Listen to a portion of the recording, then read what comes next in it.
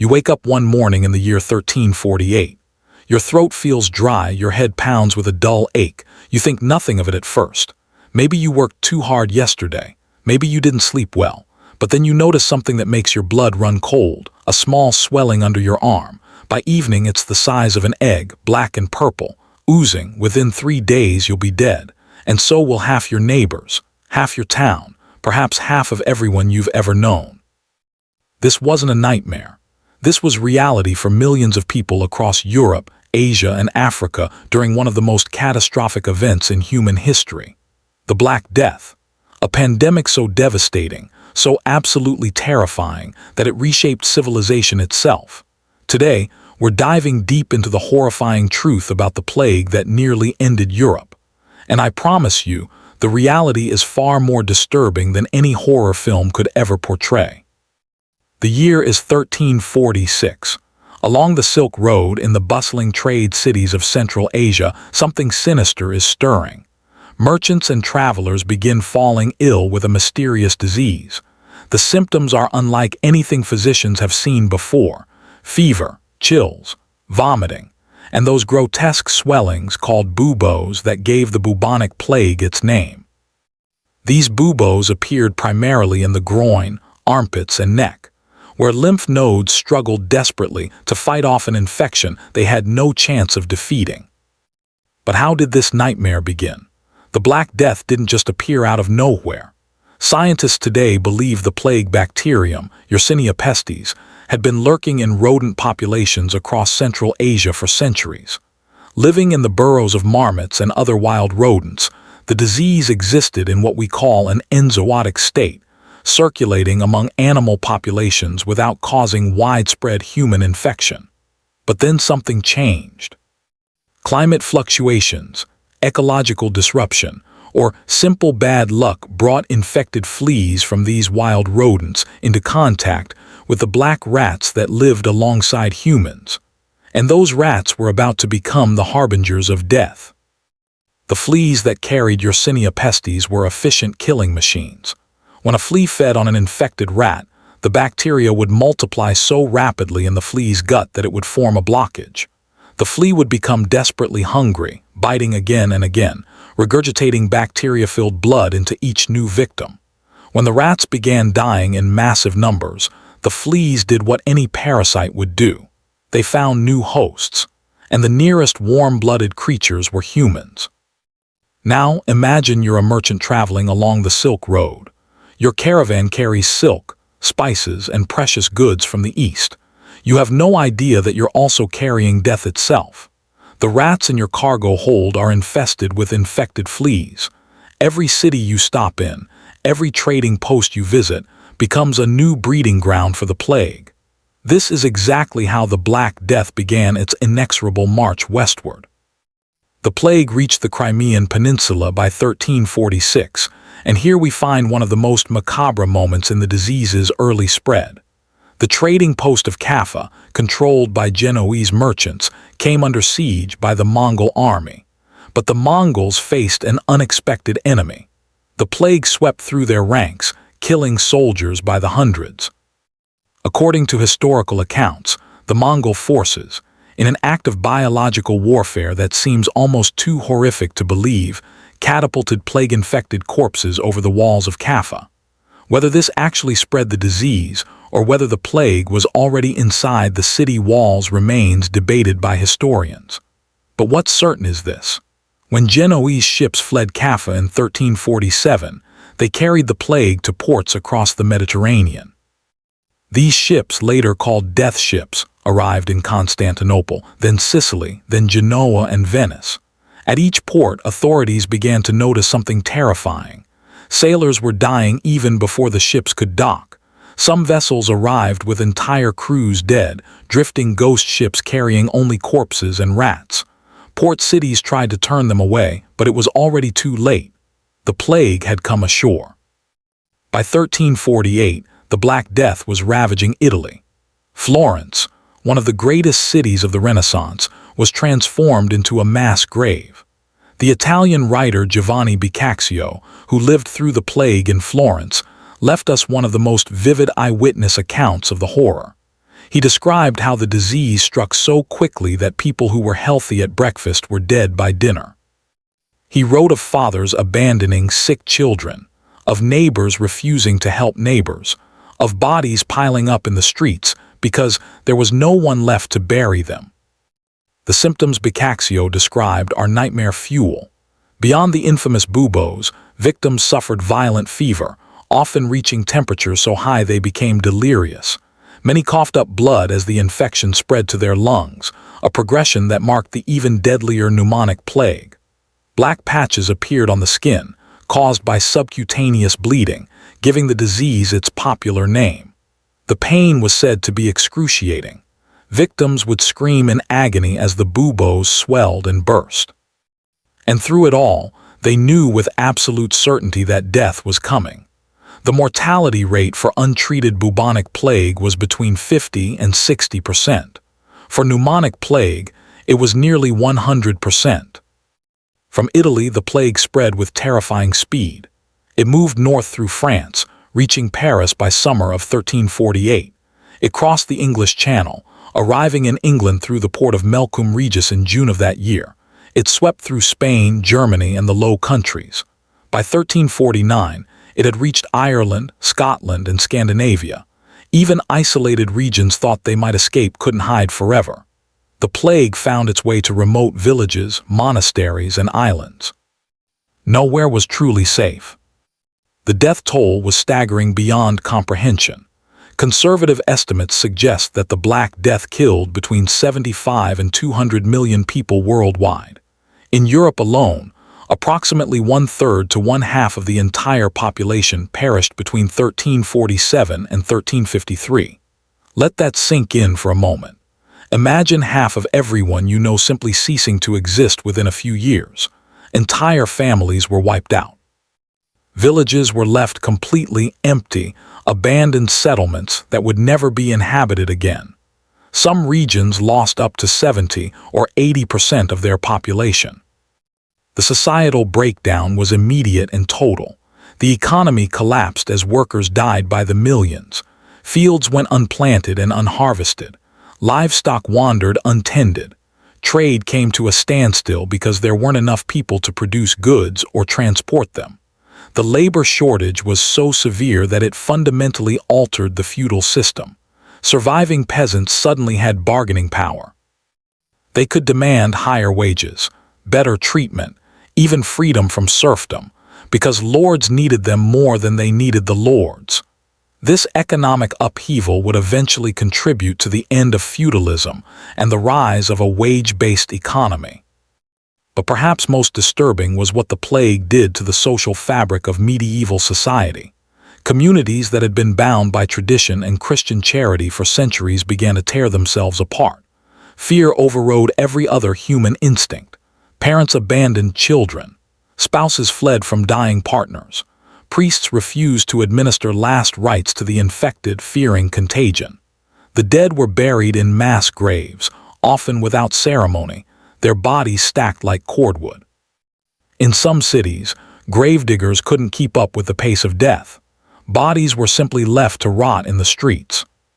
The medical establishment of the time was utterly helpless. Medieval physicians, trained in the theories of the ancient Greeks, believed disease was caused by an imbalance of the four humors or by miasma, corrupt air from decaying matter. Their treatments were worse than useless. They lanced buboes, causing excruciating pain and hastening death through infection. They prescribed bloodletting, weakening already dying patients. They recommended breathing in the fumes of latrines, thinking bad smells would drive out bad air. Nothing worked. Doctors died at extraordinary rates and many simply fled, abandoning their patients entirely. Some people turned to religion, believing the plague was God's punishment for humanity's sins. Processions of flagellants wandered from town to town, whipping themselves bloody in public displays of penance, hopping to appease divine wrath. These groups sometimes numbered in the hundreds or thousands, chanting prayers and lashing their backs until they bled. Ironically, these mass gatherings probably helped spread the disease even further. Others sought scapegoats for the incomprehensible catastrophe. In one of the darkest chapters of the plague years, Jewish communities across Europe were accused of poisoning wells to spread the disease. Thousands of Jewish people were murdered in pogroms, burned alive in their homes and synagogues, despite papal bulls condemning the accusations and noting that Jewish communities were dying from the plague just like everyone else. The psychological trauma of living through the Black Death is hard for us to fully grasp today. Imagine living in constant terror, not knowing if today would be the day you develop that first fatal swelling. Imagine watching your family die one by one, powerless to help them. Imagine the guilt of surviving when so many others didn't. Contemporary accounts describe a society gripped by fatalism. Some people became wildly hedonistic, believing they might as well enjoy their final days. Others became deeply pious, spending every waking moment in prayer. Many simply gave up hope entirely. The plague didn't disappear after its first catastrophic wave. It returned again and again throughout the 14th, 15th, 16th, and even 17th centuries. These recurrent outbreaks, while generally less severe than the initial pandemic, kept Europe in a state of perpetual fear for over 300 years. London's Great Plague of 1665 killed an estimated 100,000 people, roughly a quarter of the city's population. Marseille suffered a terrible outbreak in 1720. Each recurrence brought back the terror, the mass graves, the social breakdown. So what finally ended the plague's reign of terror? Historians point to several factors.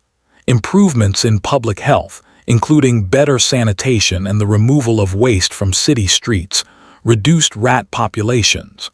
The gradual replacement of black rats with brown rats, which live less closely with humans, may have broken the transmission chain. Quarantine measures became more sophisticated, with plague ships forced to wait 40 days before docking, giving the disease time to manifest in infected crew members. Building standards improved, with stone replacing wood and thatch, making homes less hospitable to rats. And perhaps most importantly, the rise of germ theory in the 19th century finally gave humanity the knowledge to understand and fight bacterial diseases. The bacterium itself, Yersinia pestis, wasn't identified until 1894, when Alexander Yersin discovered it during a plague outbreak in Hong Kong. Finally, after centuries of ignorance, humans understood their enemy. The development of antibiotics in the 20th century transformed plague from a death sentence into a treatable condition. Today, if caught early, bubonic plague can be cured with common antibiotics. But make no mistake, the plague hasn't disappeared. Cases still occur, with about 1,000 to 2,000 reported globally each year, primarily in parts of Africa, Asia, and South America. Madagascar experienced a significant outbreak as recently as 2017. The legacy of the Black Death extends far beyond medicine and public health. It fundamentally reshaped European civilization. The massive population loss led to labor shortages that, as I mentioned, helped end feudalism. It contributed to the decline of the Catholic Church's absolute authority, as people questioned how a just God could allow such suffering. The wealth concentrated among survivors may have helped fund the Renaissance, as inherited fortunes were invested in art, architecture, and learning. Some historians even argue that the social and economic changes triggered by the plague were necessary preconditions for the eventual development of capitalism and the modern world. Culturally, the Black Death left an indelible mark on the European psyche. The dance macabre, or dance of death, became a common artistic motif, depicting skeletons dancing with people from all walks of life, from popes to peasants, reminding viewers that death comes for everyone regardless of status. Literature, art, and philosophy of the post-plague period were infused with a new awareness of mortality and the fragility of human existence. In many ways, we still live in the shadow of the Black Death, our public health systems, our attitudes toward epidemics, and our cultural consciousness all shaped by that medieval nightmare. What can we learn from the Black Death today? In an age of modern medicine, it's tempting to think we're immune to such catastrophes, but recent events have shown us otherwise. The COVID-19 pandemic, while far less deadly than the Black Death, demonstrated how quickly a novel pathogen can spread in our interconnected world, how societies can fracture under the pressure of fear, how misinformation can spread as fast as disease, and how scapegoating and conspiracy theories emerge in times of crisis. The parallels are uncomfortable but instructive. The Black Death reminds us of several crucial truths. First, that nature is indifferent to human civilization, a microscopic bacterium invisible to the naked eye, brought the most powerful empires of the medieval world to their knees.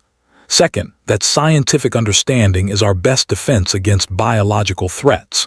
The medieval Europeans, armed only with superstition and ancient Greek theories, were helpless. We, armed with microbiology, antibiotics, and epidemiology, can fight back. Third, that social cohesion and compassion are as important as medicine during a pandemic. The breakdown of community bonds during the Black Death caused suffering beyond what the disease itself inflicted. And finally, the Black Death teaches us humility. For all our technology, for all our scientific advances, we remain vulnerable to the microbial world. Antibiotic resistance threatens to return us to a pre-antibiotic era. Climate change is expanding the range of disease vectors. Global travel means a new pathogen can circle the world in hours, not years. We would be foolish to think we've conquered infectious disease forever. The Black Death was, without question, one of the most horrifying events in human history.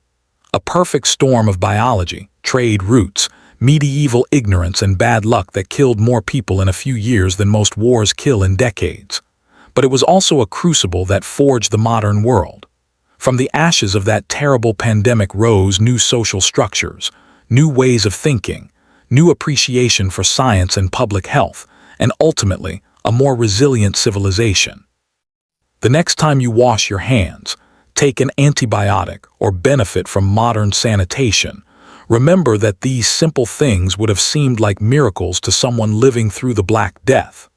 We stand on the shoulders of millions who suffered and died, whose tragedy taught humanity lessons we must never forget. This has been Neural Battlefields, bringing you the stories that shaped our world. If this deep dive into history's darkest pandemic has opened your eyes to just how fragile and precious our modern world truly is, do me a favor.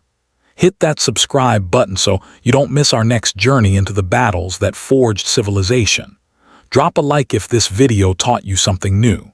Share it with someone who loves history as much as you do. And let me know in the comments, what historical event should we explore next? Until next time, stay curious, stay informed, and remember that understanding our past is the key to navigating our future.